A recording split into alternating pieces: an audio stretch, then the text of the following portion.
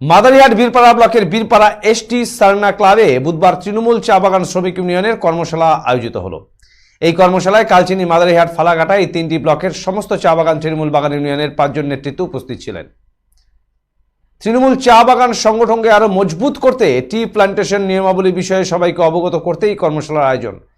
এদিনের এই কর্মশালায় উপস্থিত ছিলেন আইএনটিটিইউসি রাজ্য সভাপতি ঋতব্রত ব্যানার্জি, তৃণমূল চা বাগান শ্রমিক ইউনিয়নের সভাপতি বীরেন্দ্র ওরাও, তৃণমূল আলিপুরদুয়ার জেলার চেয়ারম্যান গঙ্গা প্রসাদ শর্মা সহ অন্যান্য তৃণমূল নেতৃত্বরা।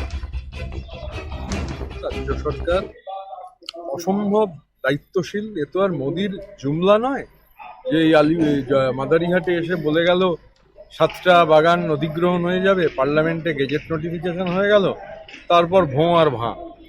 স্বাভাবিকভাবে রাজ্য সরকারের প্রতিশ্রুতি, এই বাগানগুলোর মালিক রাজ্য সরকার তো নন, বাগানগুলো ব্যক্তি মালিকের। তা সত্ত্বেও বাগানগুলো খোলবার ক্ষেত্রে রাজ্য সরকার যথেষ্ট দায়িত্বশীল, যথেষ্ট।